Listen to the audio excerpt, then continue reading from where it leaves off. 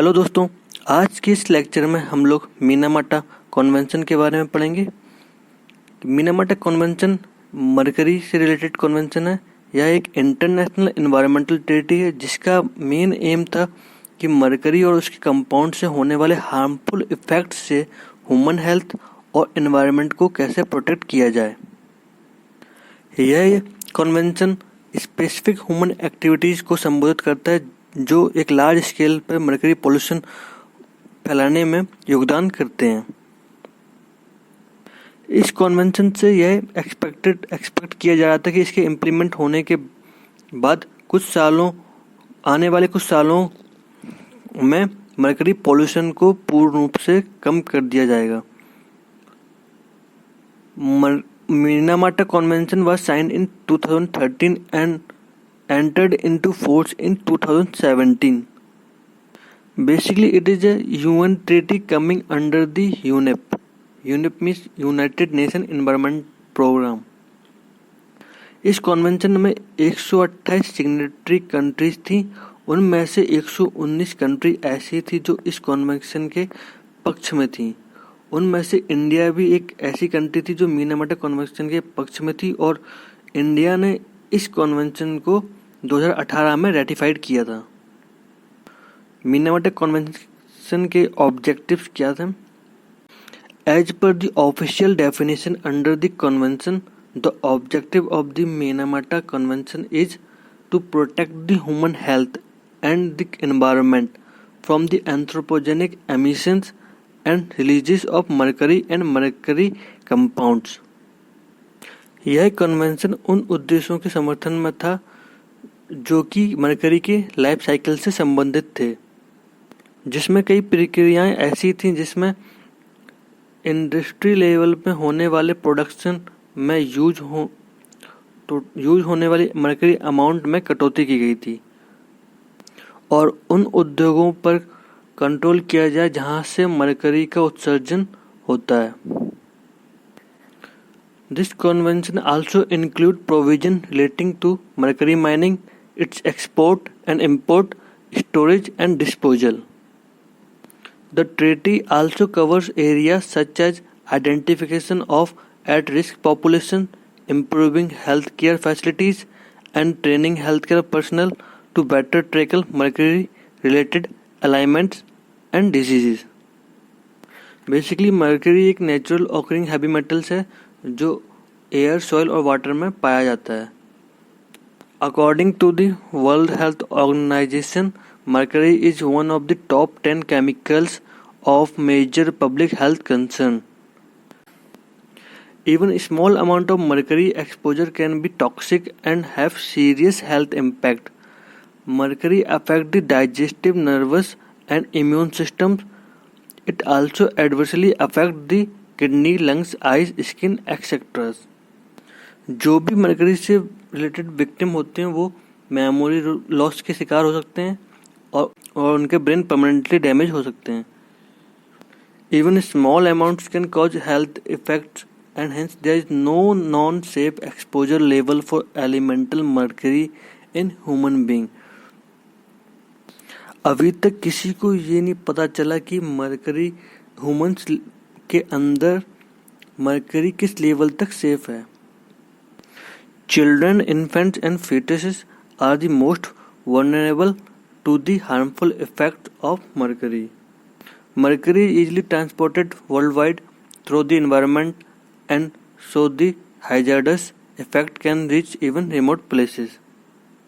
Why is mercury present in the environment? Mercury is released into the atmosphere through natural processes such as weathering of rocks, volcanic eruptions, geothermal activities, forest fire, etc. Apart from these natural processes, mercury is also released through human activities।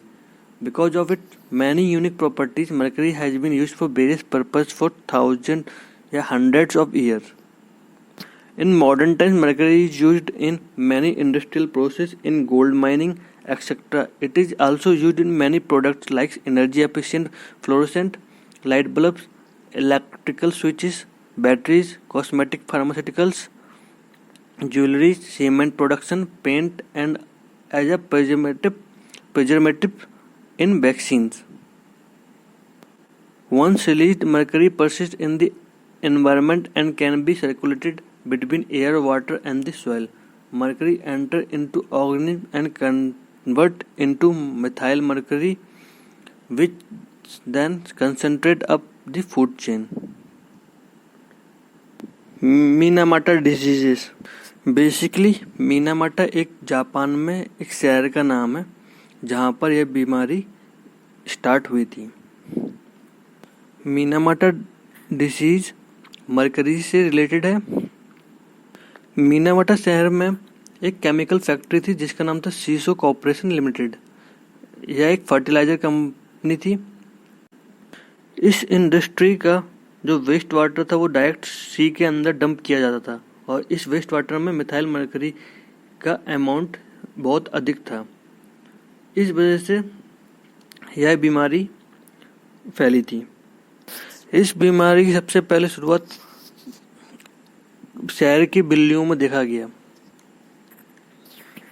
1950 में Minamata के लोगों ने notice किया कि उनकी बिल्लियां पागलों की तरह बिहेव कर रही हैं और सी के अंदर जाकर गिर रही हैं. कुछ लोगों ने सोचा कि यह बिल्ली सुसाइड कर रही हैं. कुछ समय बाद उनके टाउन में एक स्ट्रेंज बीमारी देखने को मिली और इस बीमारी के वजह से वहाँ के लोगों के लिम्स, लिप्स और बॉडी जो फंक्शन, आर्म्स, लेग्स ये काम करना बंद कर दिए थे और कुछ के ब्रेन डैमेज हो गए थे. इस बीमारी ने डायरेक्ट नर्वस सिस्टम पर अटैक किया था.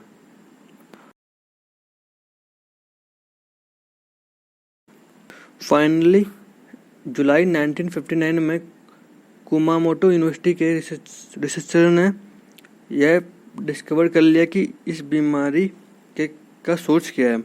उन्हें पता कर लिया कि यह बीमारी हाई लेवल ऑफ मरकरी के कारण हो रही है, जिसके बाद उन्होंने इस डिजीज का नाम मीनामाटा डिजीज रख दिया क्योंकि यह डिजीज मीनामाटा के लोगों को अफेक्ट किए हुए थी. रिसर्चर ये सोचने में परेशान थे कि इतना हाई लेवल मरकरी का ह्यूमंस के अंदर कहाँ से आया. बाद में कुछ रिसर्चरों ने वहाँ की मछलियों को टेस्ट किया और तब उन्हें पता चला कि वहाँ की मछलियाँ भी मरकरी से कंटामिनेटेड हैं